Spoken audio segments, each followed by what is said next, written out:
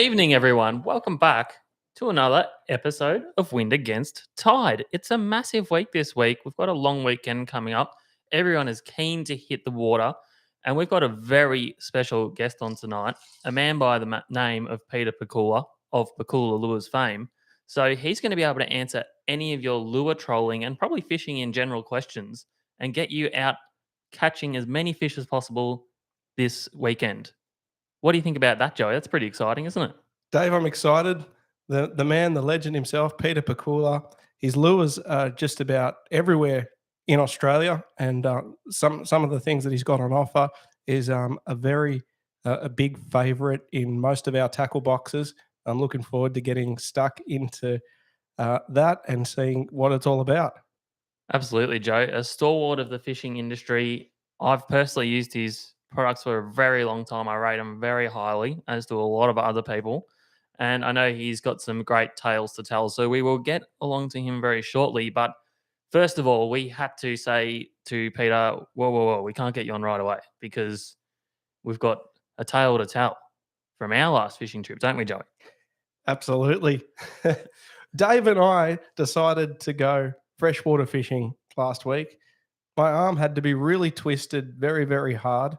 There was a plan that was hatched that we were going to head to the the west coast, and that we were going to use some saltwater bait to catch some freshwater fish. When Dave told me this, I thought, well, that sounds kind of interesting. Well, apparently it's a thing, Joey. So we went down to the Crater Lakes. We featured them on the podcast a few times recently in the hookup segment of guys like Dave Jurisic and Mel Fullis went down there and nailed some really good chinook salmon and some trout. And we thought, you know what, Joey, we can't keep going tuna fishing all the time. Let's do something different. That sounds like fun. All right, so is it Chinook or Chinook? Because when I went into we went into WH Parker along the way in Colac in the tackle shop. I said to Steve, the owner there, I said, "Want to catch some Chinook salmon?" He looked at me like I was talking China, like I was talking Chinese. I still don't know exactly how you're supposed to say it, Joey, but I think it was like schnook. Schnook, Chinook, Chinook. But buggered if I know, but. Yeah, it was such a buzz to catch them. They were such good fish. Joe, the most exciting thing about this trip for me was I finally had a ride in the SS Joey Mobile. Yeah, they've been giving me shit for quite some time that hadn't had the 4.2 meter Quintrex Dory with its beautiful repower. It's got a lovely 4-stroke engine on it, and it was just such a pretty little lake, Lake Purrumbete. So for those of you who don't know about Lake Purrumbete, it's just about 15 minutes outside of Colac on the far west Victorian coast, and it's a volcano, and there's clear water there, but it goes down to about 60 meters, and it's about 5.5 kilometers in radius, and it was just this beautiful, peaceful lake. And my God, the last time I went to Lake Purrumbete, I was 8 years old, and went there with my dad and my uncle, and we camped there and fished there in his Swiftcraft half cabin for 2 days, and we only caught 2 redfin for the day. So that was for the trip. So it was really quite average fishing. But my experience of Lake Purrumbete was completely different this time. It was just full of life, and we just had such a ball, Dave. Yeah, I mean, we were obviously helped by the help of Wind Against Tiders, who always come to you in your time of need, don't they, Joey? With a few tips and areas. Yeah, they did. We had some great advice along the way. We were calling a few friends on the way up. But basically, the technique was you go anchor in a particular area. You basically use your depth sounder to sound fish up, much like Port Phillip Bay fishing for snapper, that is. And as soon as we stopped, we were marking tons of fish. We put Joey's down scan on his Lowrance, and that was pretty cool. We could see that. How good was that down scan? That was that blew me away. I hadn't, my boat's usually in the salt water, but we had the Lowrance Elite 9, and we had that into down scan mode, and it painted a lovely picture for us. Well, what happened was we anchored up in this particular spot, about 25 meters, anchored the boat, and basically burleyed up an absolute storm using pilchards and pellets. And, if there was any sharks within a 100K radius, I think sharks from the Am I allowed Southern to say Ocean. the other thing that we used? We had some very delicious burley going in the water. Care of Joseph forgetting to eat it quick enough. Yes. Okay. Are you going to point out what it is? You may as well. Yeah, well, Dave mentioned, or our friends had mentioned before we went to Parham Beat that you'd be wanting to burley up the area and actually bringing the chinook salmon to you. And yeah, I just look, we were advised to use pilchards for bait, unweighted pilchards on little 2.0 hooks, unweighted, weighted, and that was the go. That's what we had to do. But in terms of burley, I actually had some 1-year-old leftover scraps of bluefin tuna. So yeah, we hucked them out of the freezer. And when we went to go and hook up the boat at my dad's place, he had a lovely 20-kilo bag of chook pellets in the shed. So we're topped up on some chook pellets and some and bluefin, and that was our burley. And my goodness, Dave was absolutely burling up a storm. There's probably still fish there now, a week later, eating the remnants of what we left there. But yeah, the technique was basically like cubing for tuna, just sending hunks of pilchard down the burley trail, and you could see the fish on the sounder, and the line would go tight, and you'd be on. So we caught majority small chinook salmon, as you can see Joey with a bit of an example here on the screen. Small chinook salmon. We know there's giant ones in there, and guys have been catching big ones, but we seem to get this smaller size class. Amongst them were these rainbow trout like this, and right towards the end of the day, after we'd had our fill of chin dogs, as we now call them, Joey, and smaller fish, we decided we were going to go for a bit of a And cast. look at that! Look, I was blown away at that one, Davey. Like, I had never personally heard myself of something called a tiger trout, and on the screen right now, it's a tiger trout, and it's literally it's got a trout face and trout eyes, but it's got this beautiful tiger pattern across it. And yeah, look, that one was kept for the pan because it was actually gut hooked, but my gosh, tasty little bastard it was. They were all pretty delicious. We felt really bad at the time because we kept gut hooking them, but turns out they were all delicious, and we should have kept more. It is a put and take fishery, of course. It's stocked using rec fishing money, so why not? I say. And I tell you what, Dave, I was absolutely blown away. Like it's been about 20, almost 30 years since I've been to Lake Parham, and the facilities there was absolutely beautiful. There was cleaning tables, there was a shelter, there was heaps of cabins there, and the ramp and the floating pontoons were quite good. It was really impressive. And Dave and I, we actually had a bit of a joke when we came back for the day. Lake Parhambeet's got this big sign of all the species that you can catch in Lake Parhambeet, and we were literally one species off doing a lake grand slam. We had the Grand Slam, Joey. We had eel. That was the big one. We caught an eel, which we thought was a giant chinook. Quite disappointed when that came up. Dave was wailing when he had this eel on, and we just thought it was just the chinook, the chinook of life. It was peeling off line. It was like, it was awesome, man. But I wasn't that upset once I realised that it would become great swordfish bait. So we brought that one aboard too. And then yeah, so we got the chinook, the eel, tiger trout, rainbow trout, brown trout. So the only thing left, Joey, was the redfin. The humble redfin. We didn't get a redfin, but we got every other fish on the board at the ramp except the redfin. So yeah, it was just a fantastic afternoon fishing. And yeah, look, it was quite windy when we got there, but we were in the northern end of the lake, and it was quite calm. Now, the piece de resistance, Joey, we ran out of all our burley and stuff, and we thought, you know what? Coming into sunset, these fish are going to be up moving along the weed banks, any that aren't actually eating our burley. We could probably go in there and have a cast at a really big fish.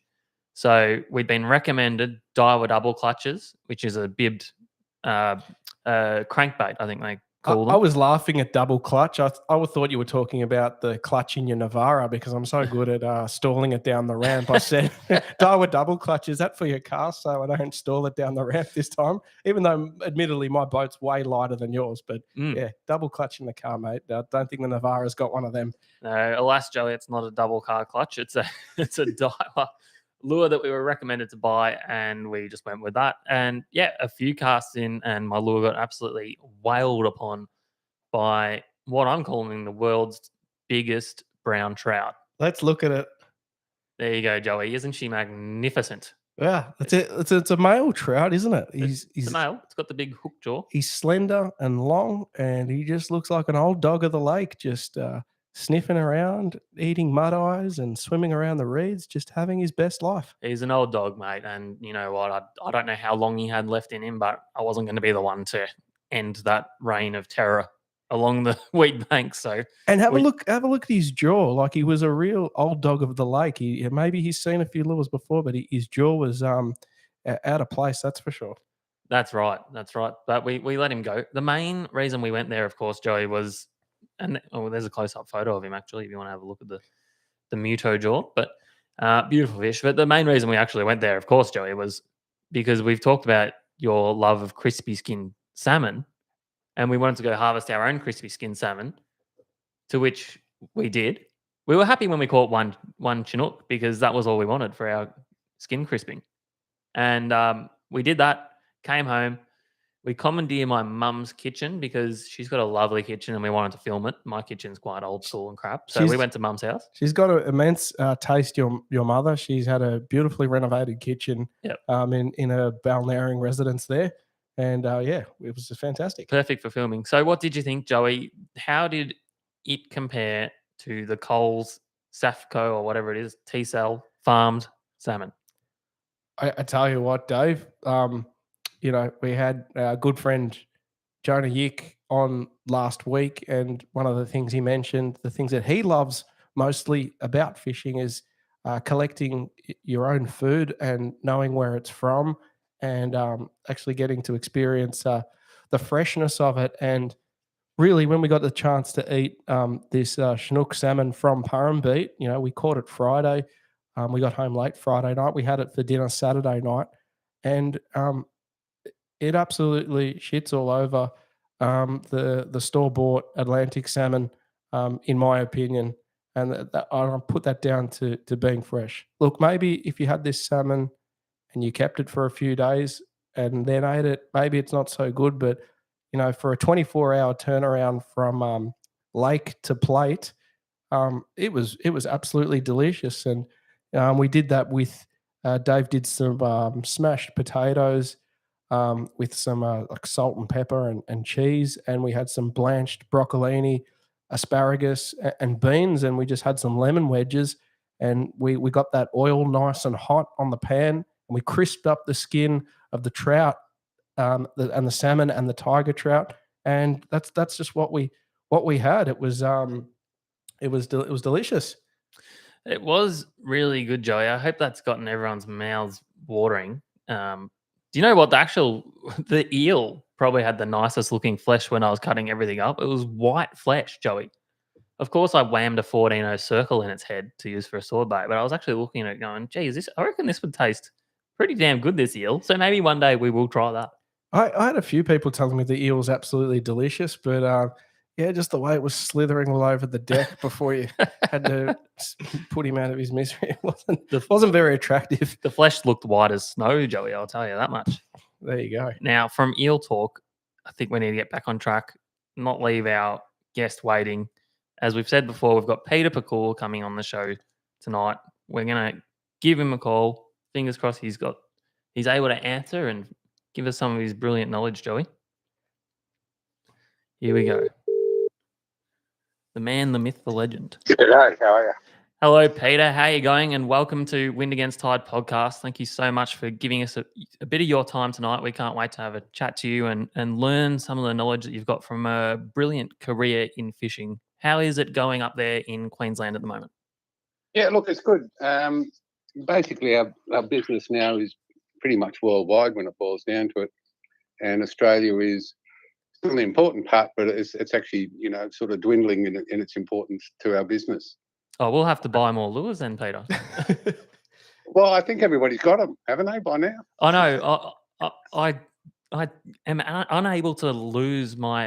I've got a couple of favourite Pakula lures that are very good on big bluefin, and for some reason, I just don't seem to lose them. I lose all the other ones, but these ones I've managed to hold on to for probably about 10 years. So yeah, I think you could be exactly right. We need some more like razor gang type species down our way to create a bit of mayhem with the lure spreads. Yeah, we've been trying to breed more wahoo and stuff and adjust them to colder water, but it hasn't really worked out yet. But Yeah. look, the business in Australia is great, and certainly is where we come from and where we sort of know the most about the place. So it's still really important to us, and certainly most of the talks I do are Australian based. Yeah, absolutely. Now, just to learn a little bit about yourself before we go too much into the business side of things. I mean, you've got a very impressive resume as a fisherman too, as far as I know. I know you've won many fishing tournaments, game fishing tournaments, into clubs and the like. And Yep. I just wanted to get a bit of an idea for everyone listening. How did you start off your fishing journey? Was it much like everyone else fishing with their parents when they were young, or is it something you took No, up pretty on much. your own? No, pretty much the opposite, actually. Yep. My parents hated me fishing. And in fact, whenever they found any fishing gear, they'd break it or throw it away or hide it. Oh, So basically, I was a bit of a rebel and basically ran away and sort of hid fishing rods under Rose Bay Wharf and stuff like that. The first fish I caught was actually probably what started all the problems. Was that we were on a picnic in Bobbin Head and I hadn't started walking yet. And my first steps were actually towards a fisherman who helped me catch a small yellow-tailed yakka. oh, really? So my parents were probably really pissed off that my first steps went towards them. That's absolutely classic. And from that moment on, you obviously never looked back. So you started with smaller estuary species, obviously. Yeah, I was a wharf rat and basically worked my way through the Sydney Harbour, running around the wharves for tailor, salmon, blackfish, trevally, stuff like that. And then moved into rowing boats in Rose Bay, and then moved on to the rocks and stuff, and eventually went out in boats and that kind of stuff. But all the fishing was very much with friends who started when I did. And it wasn't really for quite a while until we actually joined fishing clubs, which in those days was actually ANSA. Yep. Which was all really light line based. I was actually grew up using 2 pound, 4 pound, and 6 pound line, which is sort of 1 kilo, 2 kilo, and 3 kilo. And when we finally went out on the ocean, I went to the northern suburbs to buy my first game fishing reel, which was a never roll and 20 pound line. And I remember sort of being on the bus, coming home, looking at this 20 pound line and wondering what the hell could break that stuff. I pretty soon learned when it boiled down to it. Yeah. But yeah, so, it was basically growing up with my friends. Then we joined clubs, particularly Mascot Anglers and then Sydney Eastern Suburbs Club. Remarkably, we had a delivery driver drop some stuff off today and he said, "Are you Peter Pakula? And did you used to live in Sydney?" And I said, "Yeah." And he said, "Were you in Sydney Anglers fishing the Mattins, which is a cliff off Dover Heights?" And I said, "Yeah, but that was 50 years ago." And he said, "Yeah, I used to fish there with you." And I said, "Are you serious?" So it was 50 years ago. So, the history is a very long one. And I fish for everything. I can sort of see that you're showing bonefish and that sort of stuff, which is what I fish for now on the flats because I'm an old bloke and the ocean hasn't been kind to me and my back's pretty much stuffed. So, I do a lot of fly fishing and basically going back to my roots of estuary fishing as well. I can definitely relate to that, Peter. I'm only early 30s, but the ocean has pummeled me to a bit of a pulp. And myself and Joseph over here went trout fishing on last weekend, and it was quite amazing how much enjoyment we got out of that. Yeah, I listened to your cast, and there's nothing new about using saltwater bait in fresh water. In fact, years ago we used cooked prawns in Yukonbeat. Yep. And the reason it's so successful is because every living creature needs salt. Every living creature, from butterflies to everything, needs salt. So in freshwater dams, especially old freshwater dams, the salt levels are really quite low. Yes. So they'll target anything with salt in it. You might remember a lot of the fish additives, the scent additives going back into the 70s were all salt-based. Yep, aniseed and the like. Yeah, but before aniseed, it was all salt. And even the aniseed that was called aniseed was 50% salt. Well, do you think that it's maybe because a lot of these fish that are in like we were fishing, obviously a landlocked impoundment, but pretty much all those fish do run to the ocean. So it's probably inbuilt in them a little bit to be eating these bait fish anyway. No, I don't think it's that. It's basically Australia's a very, very ancient continent. Yep. And a lot of the nutrients have gone from the waters and the beds. Basically the mud and stuff hasn't got a high salt content in Australia, and even in the ocean, the salt content is really quite low because it's such an ancient leached environment. You can sort of go somewhere volcanic, like for example the Cook Islands in Arataki, and you see the life on the sand flats there, and it's monumental compared to what we've got in Australia. Yep. And that's because the volcanic ash and stuff has still got a lot of salt content and other nutrients as well, of course. Yep. That's I didn't think we'd go down this path straight away, but it's really interesting to get into the nitty gritty of all these various styles of fishing and locations. Well, the thing is that every type of fishing is appropriate to every other type of fishing. Like if you want to be a good fisherman, and I guess that's what's changed over the years. When I first started fishing, if you wanted to be a game fisherman, you really had to work your way up to it, starting off on a wharf, and then you basically used to get on boats, but you weren't allowed to touch anything for 3 years, and you had to learn your craft. And every form of fishing helps you develop every other form of fishing. And, these people who sort of come diving in and they go game fishing for the first time, and that's the first fishing they've ever done, they're really finding it quite difficult because they don't understand the basics of fishing.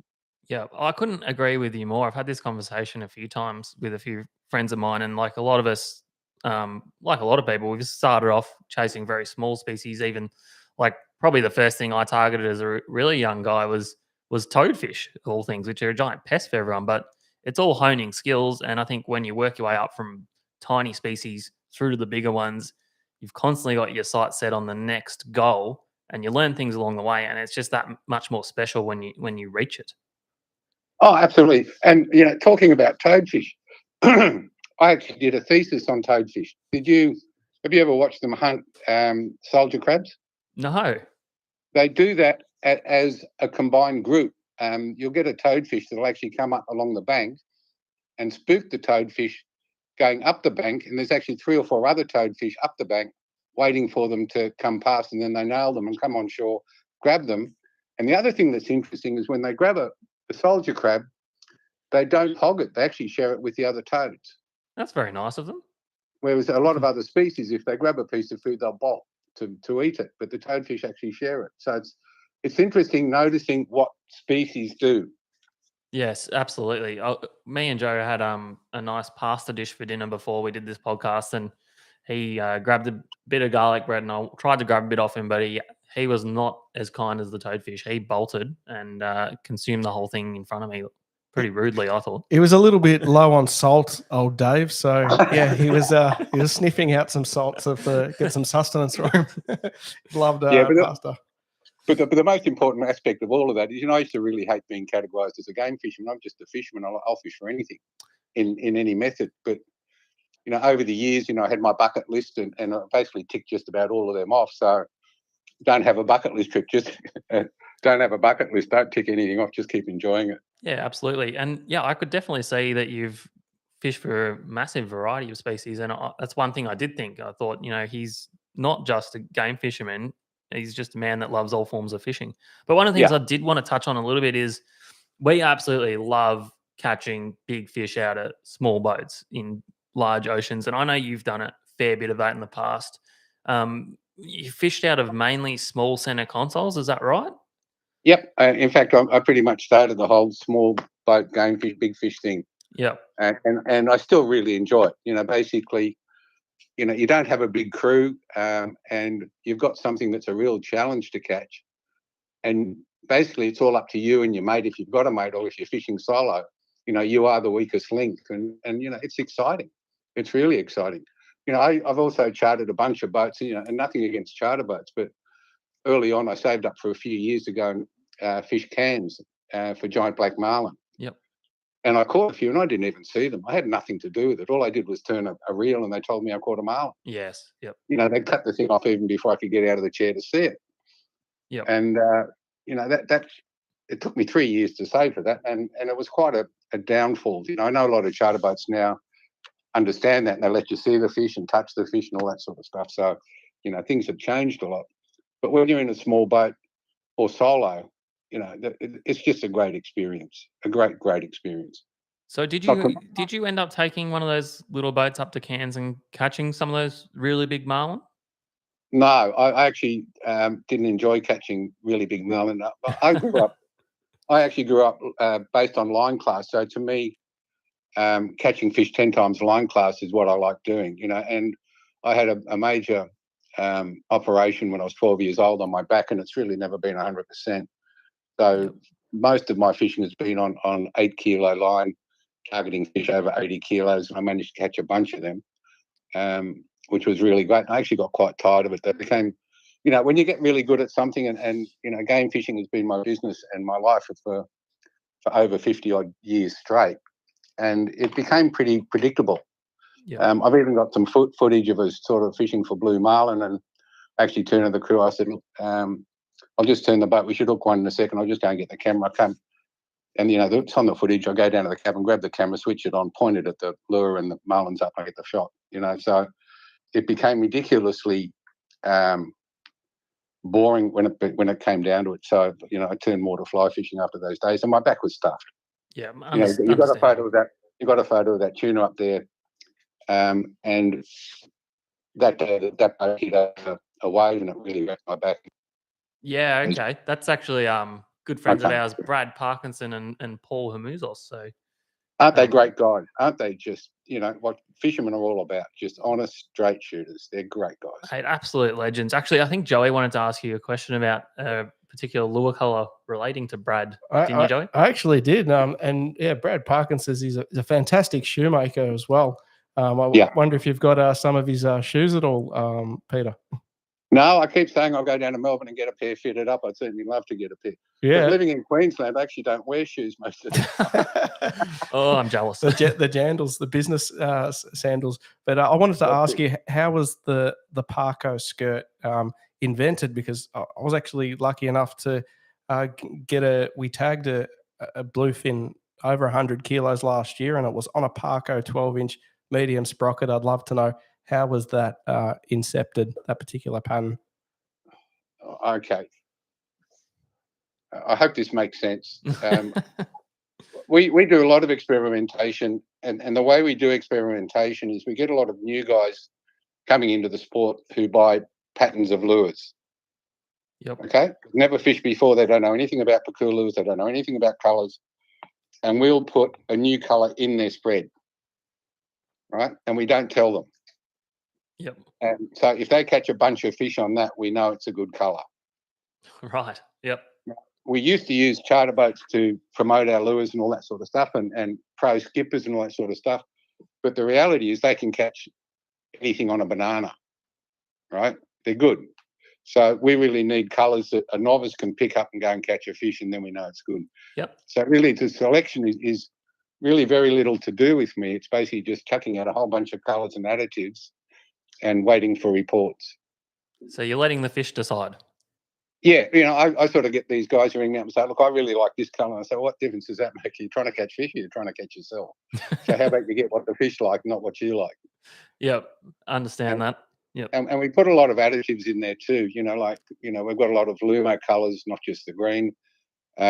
Just about every skirt we've got and head we've got is fluorescent and UV, and also we've got a new additive called CAT, which all the new skirts have got in them as well.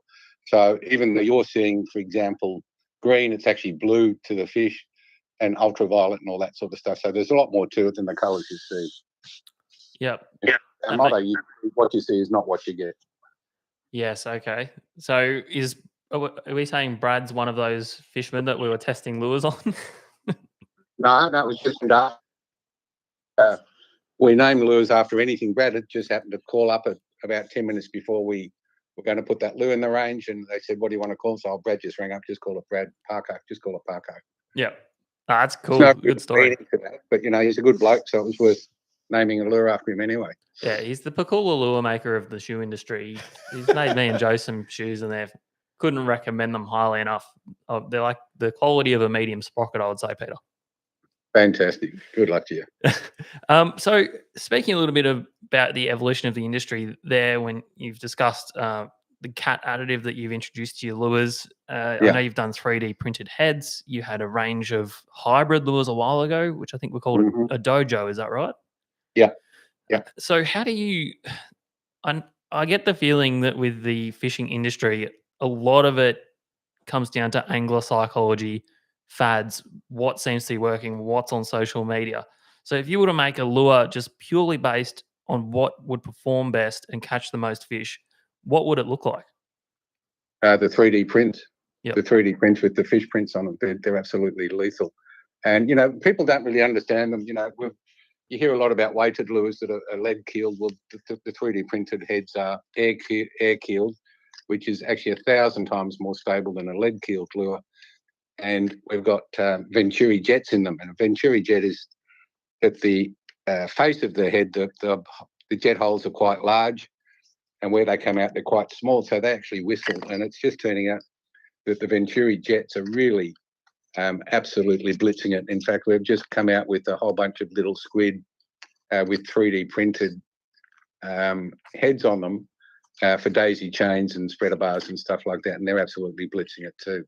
And now the guys are using those little heads on garfish and slimies when they're trolling for Spanish mackerel and marlin, all sorts of stuff, and they're proving very, very effective. So that's the direction we're going in. Plus, they're all UV, and a lot of them are Lumo as well. Yeah. So the big thing with those 3D printed heads is probably stability through the water. Is that right? It enables the fish. Yeah. Sorry. Stability and the whistle or the vibration that the Venturis put out. Yeah. Okay. And can I just backtrack for a second? What is a cat additive in a lure?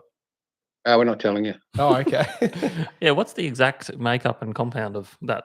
Yeah, we're not telling you. Basically, as soon as we brought out the UV thing, which took me about 10 years to get people to use UV in salt water, and now everybody's doing it. And of course, the Lumo sprocket, which took me 10 years to get accepted because everybody said green doesn't work here.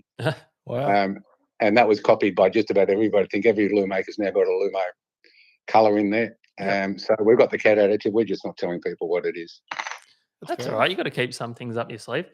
Yeah. With these fish print lures, is it right? Am I right in saying they're designed to be run as literally one color on every skirt, so one bait fish color, and it's supposed to represent an actual realistic school of bait fish? Oh, I don't know if it's realistic, but they're certainly very effective. But yes, they're run as a pack, and you run them closer together than you do with a normal spread. Like you tighten up the pack a fair bit.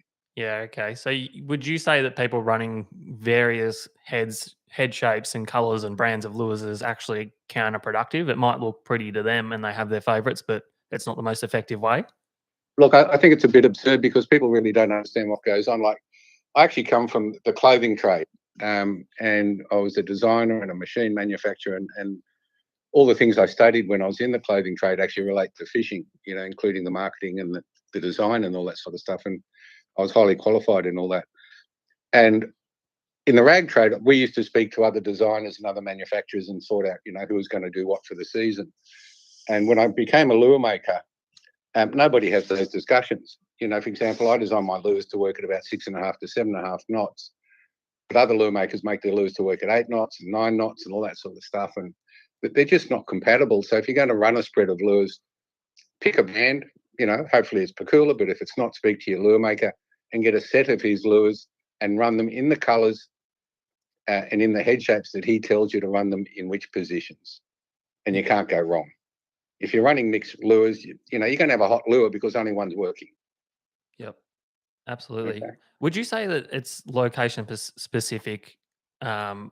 You're probably not going to agree to me because your lures are very good all over the world. But for an example, Hawaiian lures are quite famous, and a lot of guys bring them in and run them in Australia. But our seas are quite different. It's traditionally a bit calmer over in Hawaii than it is here. Do you think that affects those lures' action and they're not as effective here? Well, it's because of Hawaiian lures I started making lures. We fished Sydney, which was really rough. Yep. And I was out on the back deck because I got seasick in those days when I went in the cabin. So I was the mug untangling lures all bloody day because they kept bouncing out, going sideways. Yep. And that's why I actually started making lures to actually run in those conditions. But what I didn't know is that the Hawaiian lures we were getting was from Kona, and the guys were going there during the summer and using the lures that those guys use in summer when the volcano is actually blocking all the wind, so it's dead flat. but in winter it's quite rough of Kona, and out of Honolulu, where most of the lure makers actually come from, their lures that are quite different for the rough water. So the actual Honolulu lures work incredibly well in Australia, but nobody ever brought them in. I guess because they weigh a lot, because they use lead to get them to work properly. And so the freight was a lot, so they cost a lot more than the Kona lures, which were quite light. Yeah, so it could boil down to something as simple as freight costs, potentially. Yeah, and just that the guys were there at the time when it was calm and they bought the lures because the guys were showing them how to use them and they were successful. But for example, the Hawaiian International Billfish Tournament has been won on Pakula lures more than any other brand. Yeah. So, the Pakula lures work well. But the thing is that you're getting at is area specific. No, they're not. The billfish worldwide don't know where they are. They don't have passports. They're all in the same temperature range and they all eat exactly the same bait.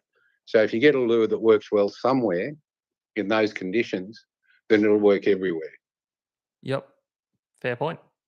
And same thing for tuna. Like basically now with the southern bluefin in Victoria, now we're actually using the same systems, slightly larger now in markets that are just opening up again in Ireland, in the United Kingdom and in Norway and a few other Scandinavian countries. And we're selling a lot of gear over there. And also, northern Canada and all that sort of stuff. So, and they're exactly the same colours, exactly the same lures, slightly bigger because the fish are enormous. They're up to 1,000 pounds, but it's exactly the same techniques and same colours, same lures.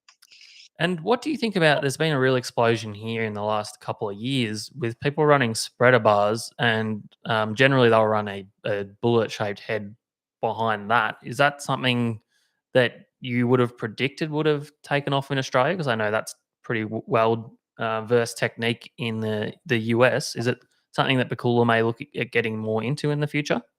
Well, we actually got into it in the late 1980s. There was a guy in America called Captain Fred Archer, who was the guy who developed most of the techniques with spreader bars and dredges and all that sort of stuff. And I actually used to spend a lot of time talking to him. And we actually started using daisy chains in Sydney. And they were unbelievably effective on a boat called Constance. We caught a lot of fish to the point where they actually got banned by the Game Fishing Association of Australia because we caught too many fish when nobody else was catching fish. So instead of everybody else using them, they banned them in tournament fishing. Yep. And now they're coming back in, and we do sell a lot of them. We've got a huge variety of daisy chains and all that sort of stuff. And particularly now the new daisy squid with those venturi heads are really spectacular. Yeah, okay, interesting. I suppose that goes back to what we're saying about fads with fishermen, because whilst you offered that many years ago, it seems to have come back into mainstream fishing media as it was recently, and everyone seems to be picking it up. Well, the other thing too is that people aren't member of game fishing clubs anymore, so they're not following game fishing rules. So, basically now they can use any system they want, and so they're using daisy chains and dredges and spreader bars and all that sort of stuff, which are incredibly effective. Yeah. How have you seen our developing or somewhat developing fishery for southern bluefin tuna down here in Victoria? Is it something you've been fishing for quite some time? Have you ever seen it so strong as it is now? And how's that been for your business? Oh, it's been great. We actually bought our house because of the bluefin fishery in 2015. No, it's been great. But the thing is that it really started in the mid 1980s. We sold a lot of lures down to Portland and Melbourne, and a few guys were running them, but they weren't telling anybody about the bluefin. And when they were telling them about the bluefin, nobody believed them. So it actually took a long time to kick off. Australia's quite anal in their beliefs that, it really takes a long time for anything to really get accepted in Australia. Yes, absolutely. I think I could have paid for maybe your patio or something back in 2015 with all the cooler lures I would have purchased around that period. Appreciate it. Thank you. No problem at all. And my wife likes shopping, so much more appreciated. I feel that's right. We were talking about the small SBT, and in Victoria, everyone seems to be chucking stick baits for them now also as well. It's taken them a long time to adapt to that. And a lot of people doing it at the minute, doing top water for tuna. Yeah, look, the things that people look, they're just fish.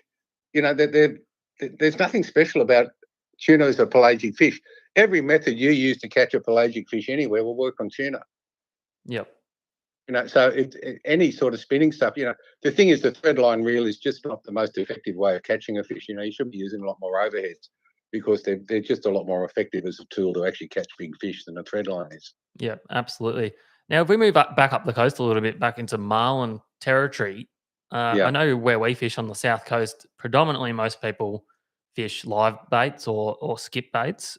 What would you say to those people that say that a live bait is always going to be more effective than a trolled lure? Well, then lures would never win tournaments, and they win about 30% of them. Yep. Whereas only about 3% of people are trolling them. So lures are very effective, but you have to learn how to use lures. I'm happy talking to people all day on the ways you should do it. And you can really increase your hookup rates. I've got lots of articles and all that sort of stuff, and I can really help you catch as many fish as you do, mostly on live bait. Where it falls down is when you get 30 baits over a bait school, and they're forcing the bait down and the fish down, so they're not on the surface anymore. Yep. And they're spooked. So certainly then bait works the most. But if you're going somewhere and there's only 3 or 4 boats around, lures really do hold their own.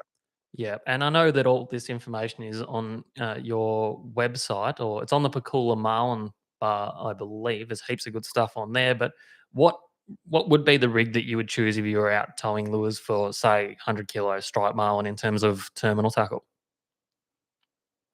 Okay, striped marlin are a unique thing. Everybody uses lures that are too big. The right size lure for a striped marlin is 7 or 8 inch. Yep. And the rig you use is a Pakula swivel rig, and you use a hook size one size up. So for a size 25 lure means the head's about 25 millimeter diameter. You'd use a size 30 Pakula hook, and the size 30 means the gape of the hook is 30 millimeters. So it's slightly bigger than normal because you're after a bigger fish that eats smaller bait. Yep. So would you say to get those marlin into the spread, because a lot of people run the bigger lures to raise the marlin, so is it more of a case of running your supplementary teasers, and then once they come up and they're ready to eat, they're eating a smaller profile lure, and therefore you're getting a better hookup? Lures aren't great teasers. Lures are supposed to catch fish. If you're going to use teasers, use stuff like witch doctors or spreader bars without hooks in them. Yep. And just have your smaller lures just directly behind those things, and you'll be highly successful. You don't need to use lures as teasers. It's not effective. Okay, well said. And also, once a striped marlin is fixated on something, it may not switch. So you're better off just having whatever you're going to catch bring the fish up on that it's going to attack, have a hook in it. Very, very valid and interesting point, and definitely agree with what you're saying there. Now, I remember several years ago, I was lucky enough to be tuna fishing off a little town called Beachport in South Australia. And I don't think this town had ever seen game boats or big fish come through, but on this day it did. And a friend of ours happened to come out in the afternoon, and he caught a 178 kilo, I think it was, from memory, bluefin tuna, and that was on a Pakula sprocket. What would be, because that was obviously a very memorable capture in my eyes, just seeing the immense size and proportions of that fish. But what would be the favourite fish that you have ever caught on one of your lures, or that one of your customers has caught on one of your lures? No idea. Too many to think of. Well, there's about, I think, 16,000 pounders caught on Pakulas. My most favourite fish was 130 kilo blue on 8 kilo. My wife's caught 2 granders, neither of which took more than 10 minutes. But, look, all fish are special. But interesting, I don't really remember many fish I've caught, but I remember heaps I've lost. They're the ones that keep getting me back. Yeah, I can definitely understand where you're coming from there. There's been a few occasions where we've got a sorry tale of what could have been. That's Now 2 weeks ago, I was in Arataki and I'm fishing for bonefish. And on my bucket list, one of the last ticks is a 15 kilo bonefish. And I hooked 5 of them over 15 kilos. 4 of them got into the coral, and one I got about 20 foot away from me, and the guide sort of said, "Oh, that's much bigger than 15 kilos." And I busted it off, and he said, "What the fuck did you do that for?" Sorry about that. that's all right. I said, "I'm not real sure I actually want to catch it." And he goes, "What do you mean? That's what you're asking." I said, "Yeah, but what happens when I catch it? What am I supposed to do then?" Yeah, you'll be finished. You'll have to stop fishing. Yeah, and it's sort of like don't kill the golden goose. They said, look, let's just keep catching 8 and 10 pounders, and maybe one day when I'm older and I can't do this anymore, we'll crack the 15 kilo one. That's some pretty good foresight to be in that frame of mind whilst battling the fish of your dreams. Yeah, but what is your dreams? What is your dreams? My dream is it actually catching the fish or being where fish are, and having the people around me that I want around me, and not being at work and dealing with the problems of work. Not that we have many, but it's basically I'm actually at a crossroads now where I'm starting to realise I go fishing for the sanctuary, and I guess that's what it's always been for me. Yeah, that's a great way of looking at it. I think that we're starting to get to that point ourselves. We've done quite a lot of big fish hunting, and it's definitely, as we said earlier, sitting on a once active volcano, although a long time ago, cubing for salmonoids. We enjoyed that as much as going out and hunting some of the biggest fish that we can access. So I completely understand what you're saying there. Yeah, well, that's really what it's about. And I guess I get overloaded, and you would too. Basically, most of the people we know on social media are all fishermen, and you're forever seeing people holding 3 kilo fish close to the camera so they look like 15 kilo. And you get this real overload, and you go, what difference does it make if I take a photo of another fish? Yeah. Do you feel a bit targeted there, Joseph? What? holding the 3 kilo fish close to the camera? I don't know. I think that chinook salmon was only about 600 grams in one of those ones. The 500 gram chinook you managed to make 5 kilo. Yeah, but it's all right. Everybody does it, so you should do it. If you actually show a 50-gram fish, everybody's going to laugh at you. So exactly. People have false expectations these days. Yeah, I think so. I think, basically you've got to work out what you want out of fishing, not what you're going to try and make everybody happy with, because you're not going to make them happy. We were just happy with crispy skin salmon, really. That's what we went to go and do. Well, what you did is you had a plan, you had a target, and you accomplished it. And that's fantastic. Yeah, no, you're spot on there. That's exactly what it was. Can I ask you a bit of a deeper question here? With game fishing, it seems to be coming under more and more increased pressure from animal rights groups and that sort of thing. Do you see a future where in Australia we won't be able to participate in game fishing? Look, I'm blown away that we're allowed to kill wild fish as it is, not just game fish, but any fish. It's amazing that we can still go out there and do that. I wrote an article about, this is about actually 20 years ago when this was still part of the culture. And I wrote an article sort of saying, I was driving down from Brisbane and I saw a kangaroo in a paddock and I shot it and put it in the truck. And then I went another 500 yards, saw a koala, shot that, put it in the truck.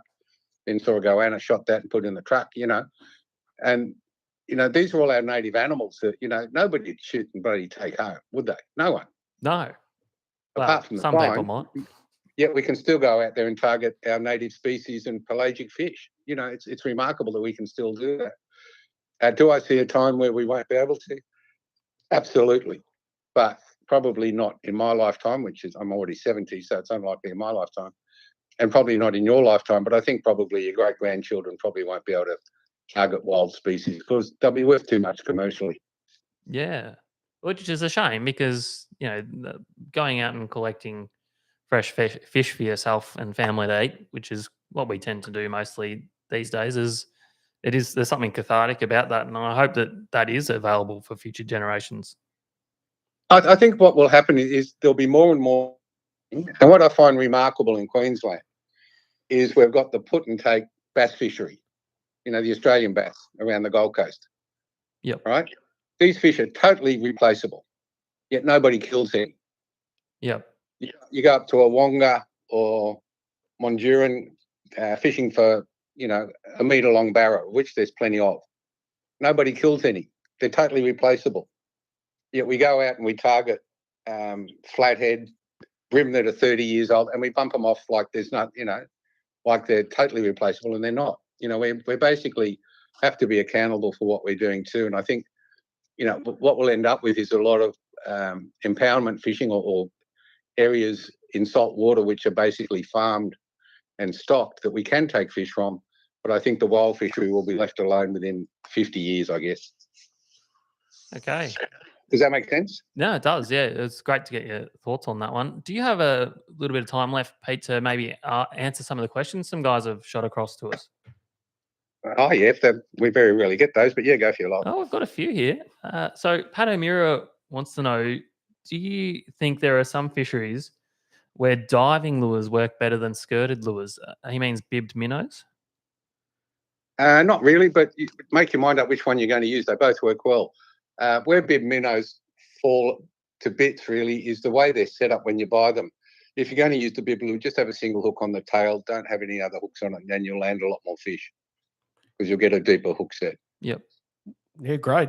Pete, I've got from Sean Hildyard, would like to know light gauge hooks versus single hooks versus double hook rig. Which has the better hookup rate for marlin? Basically, light gauge hooks are for 15 kilo and under. There's no need to use them on 24 kilo and above. The hookup rate's no good. The best rigs we do swivel rigs, which are actually out fishing the twin hook shackle rig. But the thing about hookups is it's complicated. It's not just the rig, it's your drag settings, which should be 1/3 the breaking strain of the line.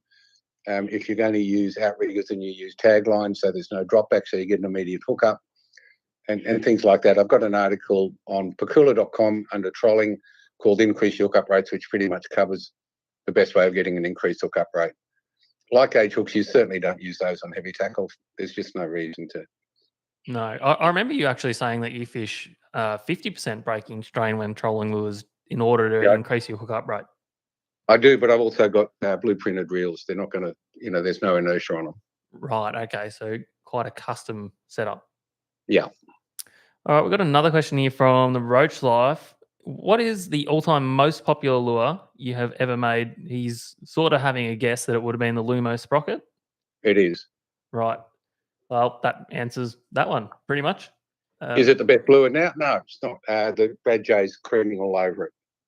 And then the fish prints are creaming all over that. So currently the best ones are the fish prints.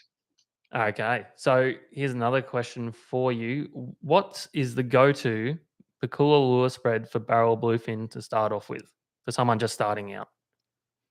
It's what we call a pack 60, which has got 3 8-inch lures and 2 11-inch lures in the pack. And you can get that in fish prints or our normal favourite colours.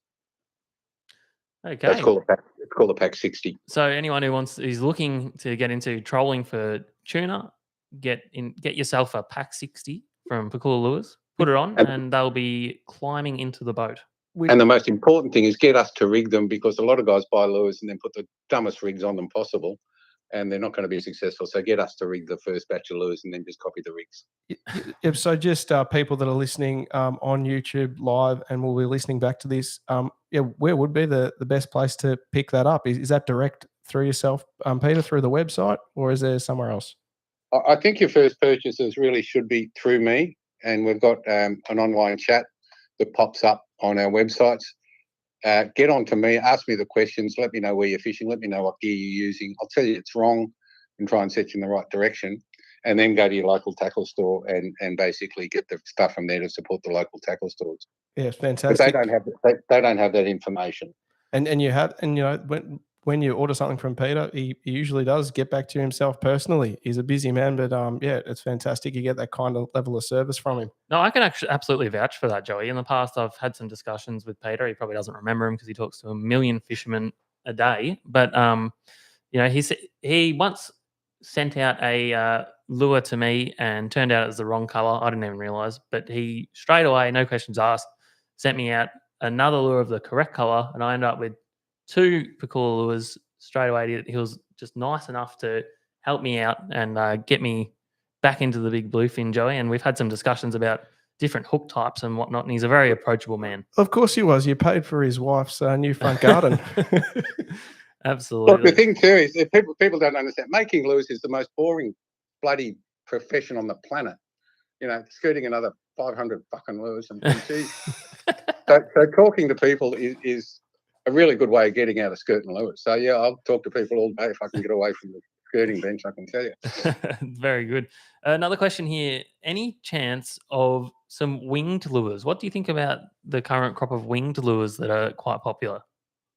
Oh, look, these came in the it's about the fourth time they've come in my history, and they don't store well. The wings bend, and you know that you end up with spinners, and you get your line all twisted up, and there's really nothing to show that they catch any more fish than anything else. Okay, fair enough. Is there another question? What's on the horizon in terms of Pakula lures? Is there any new prototypes in the making currently? Look, I'm a designer by profession. It doesn't take me long to design stuff. If I want to design stuff, basically, I knock over a range in a day and it's out. So no, there's no great development process that we go through. I know what the lures are going to do. I would certainly like to see more acceptance of the 3D heads. We've got a range called the original range, which we've been doing since 1985, and got to be good to kill it and wipe it out and replace that with 3D printed Venturi jet heads. So you're just waiting on the general public for that to become the fashion, and then you'll be able to slowly get rid of the rest of the range. Well, we're going to keep doing the power range, but the original one with the big eyes and stuff in it, I'd love to kill that range because people say these are really good, and I go, mate, there's so much better out there. There is so much better out there. But you can keep buying them if you like. Dave, what happens is somebody who started using Pakula lures, for example, in 1990 and was successful, he thinks they're the best lures there are, and he wants to keep using them. You know, the amount of people that we get saying, mate, I've just lost my lure. It's about 20 years old. I think it was green, and I'm not sure what head it was. Can you replace it? I go, shit, you know, get one of the new ones, will you, please? You know. Yeah. There's about 2 of them a week, and my reactions aren't, please, go, you know, leave me alone and just get a new one. Yes, us fishermen are creatures of habit. And absolutely, yeah, and it's hard to break that habit. I understand that, but it's just frustrating from my point of view that you're better. Well, Joey, I think I might go out and buy some 3D printed lures. I know we could run some 3D Venturi heads of glory for our bluefin run this year. Yeah, we'll bring it up. We'll bring it in, Joey. We're trendsetters, aren't we? Yeah. One more question, Pete. I'll send you a set because you've been so good to me, having me on here, which I really appreciate. I'll send you a set. Oh, Pete, you don't have to do that. We would appreciate it, but we've really appreciated you making the time to come on the show. I'm going to finish with one more question for you from Ryan Fu. If you only had access to 2 50-wide setups, so 2 rods spread, what lures and positions would you run? I wouldn't go fishing. You'd save your pennies on the fuel money and buy some more rods. Yeah. Really, you know, you can control 2 lures, and if there's a school of fish around, you're going to catch some fish. But really, it's just not ideal. It's just not ideal. Yeah. But to answer your question, I'd run. Where are you fishing? I would suspect Ryan's fishing in Victoria for big tuna. All right, two size 40 red bait fish prints with size 30 rigs in them. Perfect. There you go, Ryan. I hope that helps you out. Recommendation from the man himself. But save up and get some more outfits. Sorry, we've got one more on the live feed here. A question. Henrik Isaacson is asking whether you would ever run 2 witch doctors at once for your teasers, or whether you'd be running. Would you be running multiple teasers, basically? Yes, if I've got the crew to do it. And also if I'm in a trailer boat, because, you know, a lot of people watch a lot of the videos, and when they hook up, they sort of stop the boat, pull the gear in and back up the boat. Basically, the beauty of a center console or a small trailer boat is when you hook up, you actually don't go backwards. You basically go forwards and try and intercept the fish. So you can actually leave the gear out there. You know, when I was solo fishing, I personally used 2 witch doctors and a spreader bar, and I'm fishing by myself with 5 rods. And when I hook up, I don't pull the gear in until the fish settles down, and I'm going forward, not backwards. Yeah, I find that quite interesting, Pete. Like, a lot of people, I'm not sure if they're doing it because they want to be a big game boat or what, but it's definitely does not seem to be the most efficient way to chase down a big fish in a outboard engined trailer boat. Not at all. In fact, it's a good way to sink a boat. And we had that happen recently in Portland a few weeks ago in the rough weather. A boat, not confirmed, but may or may not have been reversing down on a fish and got a wave break over the back and it turned over. Yeah. You got to be careful out there. You know, boats are designed to do certain things, and little boats are little boats. You know, there's a lot of conditions you just should not be out there in a little boat. Yeah, and just to go back a step, look, most of the people here know what a witch doctor is, but in terms of a fish teaser, what is a Pakula witch doctor for those people listening in that might not know about it? The the witch doctor is a block of wood. Its history dates back to when I was 14 years old, fishing Lake Yukonbean, right? And my dad had some friends down there who were catching lots of fish on downriggers. I didn't have a downrigger. And I cut up this piece of wood, put some lead in it, and used it as a downrigger, trolling little lures called quickfish. I don't know if you know about the quickfish lure. Oh, I'm not familiar with it, unfortunately. Okay, it's an ancient lure, but this is going back when I was 14. I'm now 70, so it's a long time ago. And we were trolling the quickfish about 50 foot behind the witch doctors. And when we were pulling in the witch doctor, there was about 10 trout following the witch doctor, and we didn't hook anything on the lure. So we actually moved the lure to about 6 inches behind the witch doctor, and in an afternoon we got 37 trout. And it was years later when I was game fishing, I said, I'm going to try a witch doctor, and we made it look pretty, painted it up, put mirrors on it, and it was incredibly effective from day one. And we sell a ridiculous amount of them, a ridiculous amount. That's it, Joey. We're going back to Lake Parrambate. We're bringing the witch doctor. That's why we didn't get the big chin dogs on at Lake Parrambate. We didn't have a witch doctor, Davey. We'll go back this weekend, Joey. Stuff the swordfish and the tuna. It's hilarious. It's hilarious when you're trolling this block of wood and you pull it in. There's about 10 trout following it. It's ridiculous. That's fantastic. We'll have to give it a go. Pete, thanks so much for your time tonight. It's been a really enlightening chat, and it's been a real pleasure. And we hope to catch up with you somewhere down the track. Thanks very much, mate. Thank you, and I'm always available. And thank you very much for your time. Have a great night. See you, Peter. Legend. Thanks, Joey. That was a really good chat, wasn't it? Yeah. Oh my gosh, that's yeah. He's been all over the world, and he's been making lures for a long time. And I'm so glad we actually got to get him on the show. Now, if your question didn't make it to air, I do apologize. I had to kind of edit on the fly there. A lot of them we'd already asked him. They'd been brought up in general conversation. A lot of questions about his favorite lures. And from the sounds of it, it would be a fish print spread every day of the week at the moment with a 3D printed head. So I think that covers quite a few of the questions that we didn't get to. The Venturi jet. The Venturi and the keel, Joey. Oh, no, They don't have a keel, do they? The whistle. Yes. Oh, God, I'll be in trouble. I didn't listen properly. No, that's all good. And if you're interested in getting stuck into some Pakula lures, just go on his website, and you can order direct from him, and you'll get some first-class customer service from Peter himself. Quite often we'll just email you back after you pop in your order if you need any further help with any of his lures or products he's got on offer. And then head on down to your local tackle store and buy the rest of them, because we want to support our local tackle stores, don't we, Joe? Yeah. We want to. What do you say, Dave? That what is that saying you say about a rising tide floats all the boats? That's exactly it, Joey. A rising tide floats all ships. That's it. So everyone needs to support each other in the fishing industry and in life in general. A little bit of motivation from Wind Against Tide for the day. Now, let's move on to our favourite segment, Joey. Are you ready for this? Oh, I'm ready for it. Is this the one with the squealing wheel? The squealing wheel? The squealing wheel. Yeah, let's do it. Hey!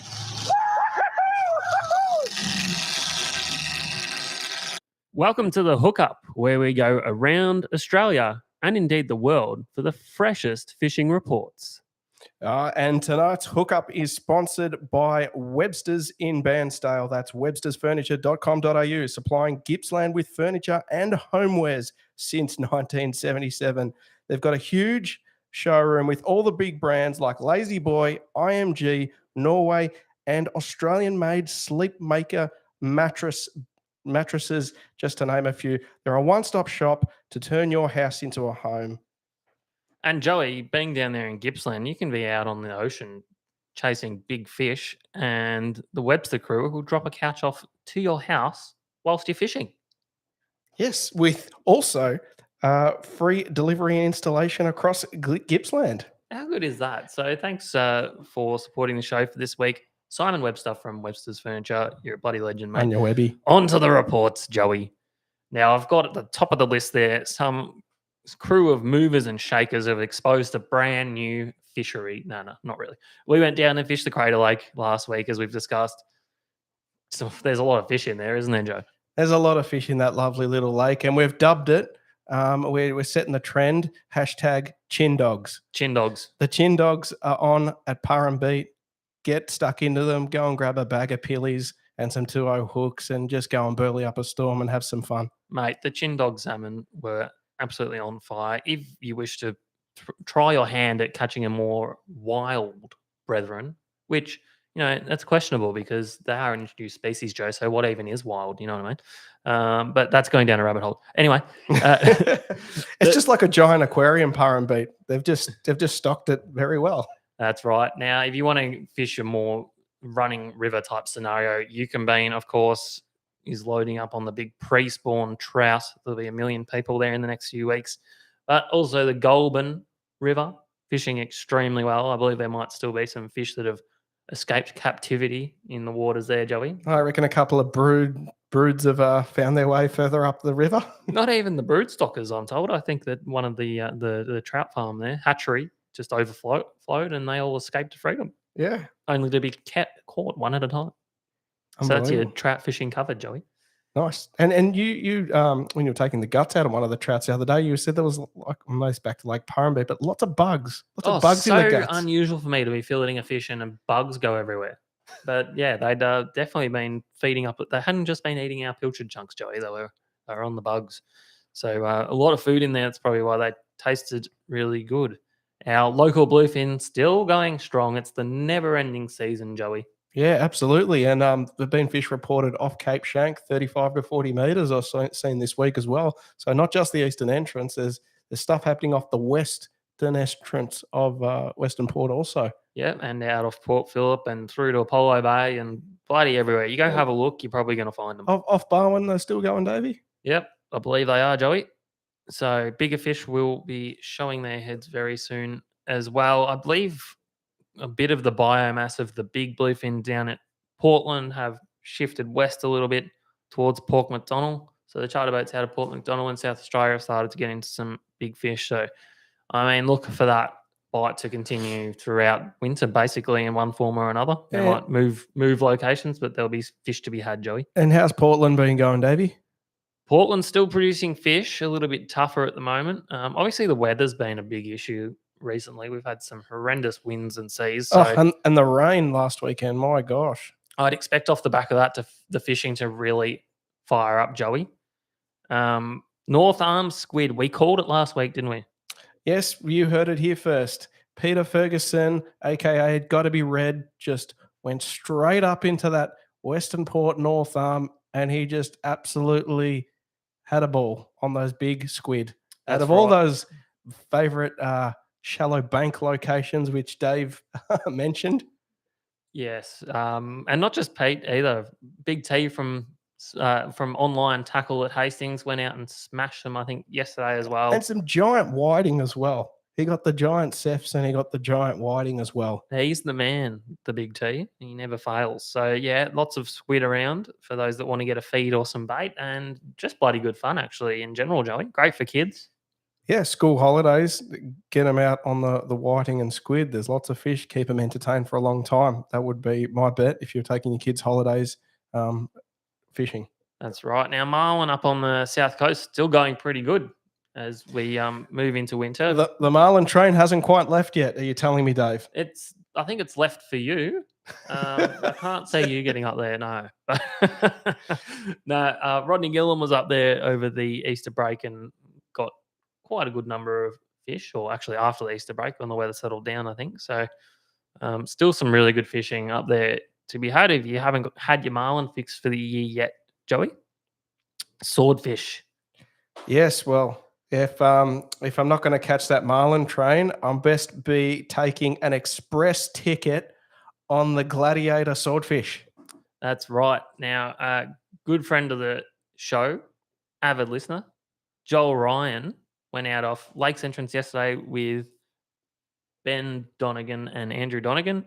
And on his first crack-a-moly. trip for the year, he's nailed this beautiful swordfish of around 130 kilo.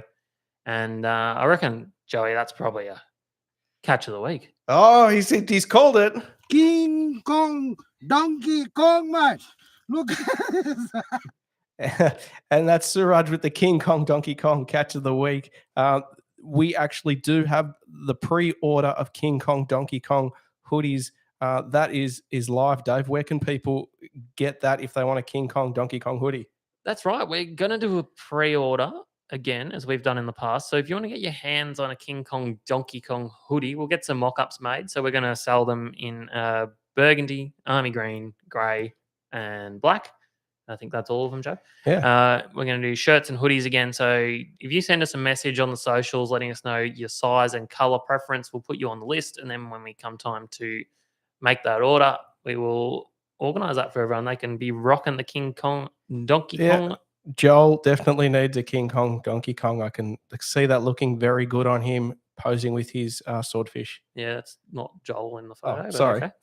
That's all right. You weren't to know, Joey. I set you up, didn't I? Yeah, you set me up. That was on Joel's boat. Sorry, I should have specified. But he's only just beat me in the King Kong Donkey Kong catch of the week because he's beat me by a sword nose, Joey. Yeah, he does. The world's biggest trout might have given him a run for his. I didn't want to appear biased, so I want to award myself the coveted. I love that trout. It really happened within 5 minutes of the sunset sequence, just casting that Daiwa double clutch bibbed minnow at those shallow weed line. That was just fantastic. Loved it. It was very enjoyable. I think that's about all we've got for the show tonight. Joey, it's been awesome to see everyone on the live feed. Can't thank you all enough for participating. And like I said, we tried to get through everyone's questions. Apologies if we didn't, but we will try to get onto them again in the future. Thanks again for spending your evening with us, and we can't wait to see you next week. Yeah, we'll catch you next week, fishing friends. Make sure you get a hook on the Anzac Day holiday and have an awesome weekend. We'll catch you next time. Beautiful, Joey. Oh, I've forgotten to put the end screen on. How unprofessional of me. I'll just get that up for you now, everyone. That's all right. Here we go. Here we go. See you next week.